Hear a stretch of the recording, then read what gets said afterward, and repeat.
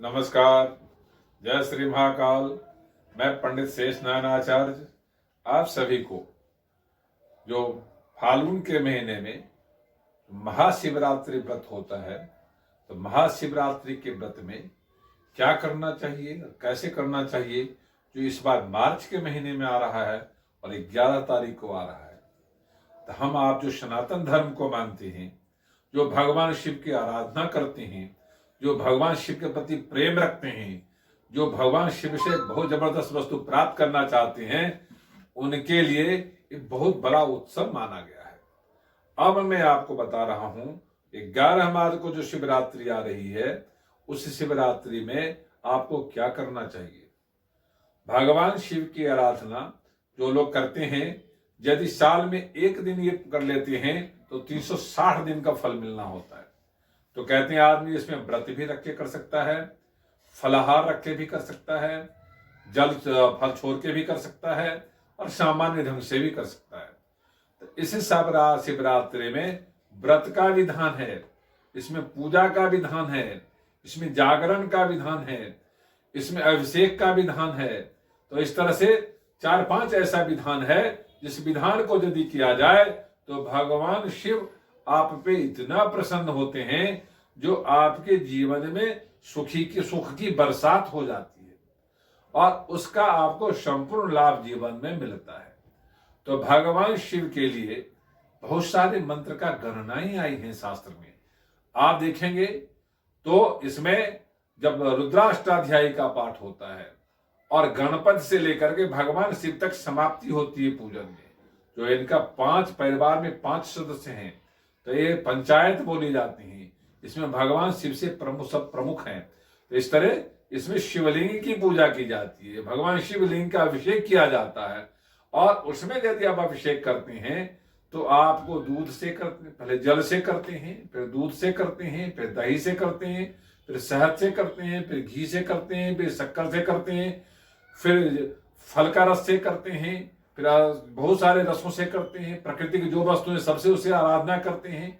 फल से करते हैं, फूल से करते हैं, आप भांग से करते हैं, धतूरा से करते हैं, आग से करते हैं, आग के पुष्प से करते हैं, धतूरा के पुष्प से करते हैं।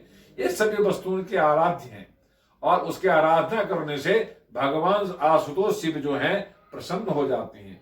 कैसे? तो यहाँ पे आता है 9 नमस्ते और 2 समस्ते, और 9 बार भगवान शिव को नमस्कार करिए तो शक्ति प्रसन्न होती है, और 2 बार भगवान शिव को माथा टेकिए तो भगवान शिव स्वयं प्रसन्न होते हैं।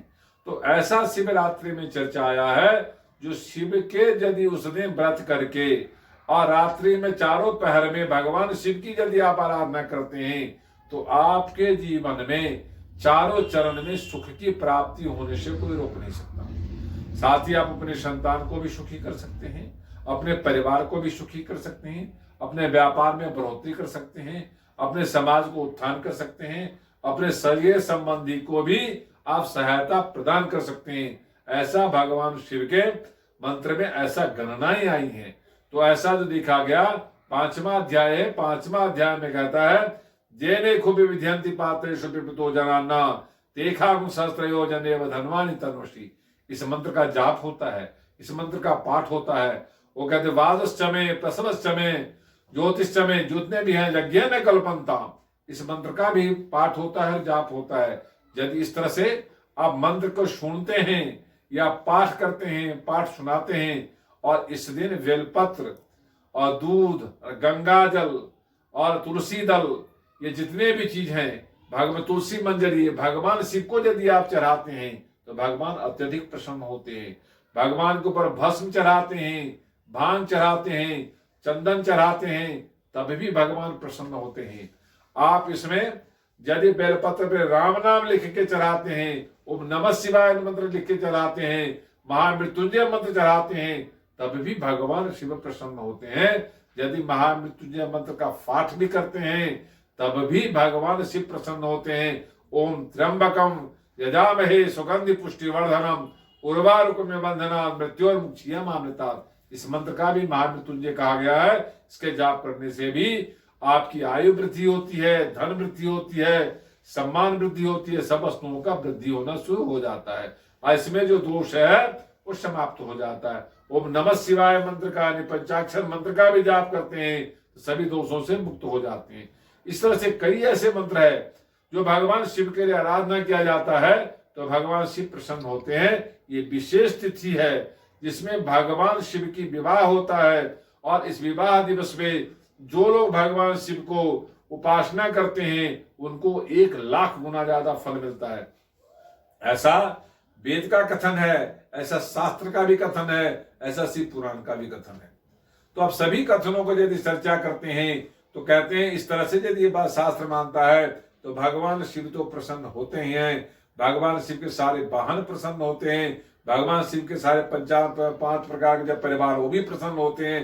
तो सभी की प्रसन्नता को देखते हुए यदि हम भगवान शिव की आराधना करते हैं तो हमारा जो परिवार है 5 प्रकार का, उसमें भी सुख समृद्धि की बरसात होती है, ज्ञान की बरसात होती है, उसमें व्यक्ति आरोग्य रहता है, उसमें आत्मबल बढ़ता है, उसमें ज्ञान की बढ़ोतरी होती है, उसमें व्यापार की बढ़ोतरी होती है, उसमें फेम की बढ़ोतरी होती है।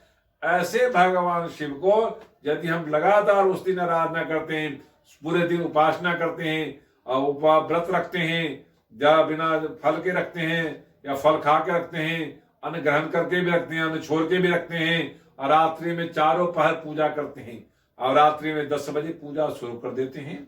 10 से 12 पहला चरण का पूजा करना चाहिए, 12 से 2 दूसरा चरण का करना चाहिए, 2 से 3 तीसरा चरण करना चाहिए और 3 से 4 चौथे चरण का कर देना चाहिए। इस तरह से 4 चरणों को यदि आप पूजा करते हैं, 4 पहर का पूजा करते हैं, 1.5 घंटे की पूजा की समाप्ति हो जाती है। तो 4 पहर का यदि आप पूजा कर लेते हैं तो भगवान शिव प्रसन्न हो जाते हैं। 10 बजे से लेकर सुबह 6 बजे तक पूजा होती है, यानी 6 घंटे का होता है, हर पहर 1.5 घंटे का होता है। तो इस तरह से आपको भगवान शिव की अमोघ शक्ति, वरदान और उनके द्वारा दिया गया जितने भी संसार में जो वस्तु है सभी वस्तु प्राप्त होता है। जो लोग भगवान शिव के प्राप्त करना चाहते हैं, उनसे सुख प्राप्त करना चाहते हैं, उनसे स्वर्ग की कामना करते हैं, उनसे हरिदोष को समाप्त करना चाहते हैं, हर प्रकार का पीड़ा समाप्त करना चाहते हैं, दुख समाप्त करना चाहते हैं, दारिद्र्य समाप्त करना चाहते हैं और संसार में किसी प्रकार का कष्ट, रोग, पीड़ा उसको समाप्त करना चाहते हैं तो शिव के सन्निकट महाशिवरात्रि में जाते हैं।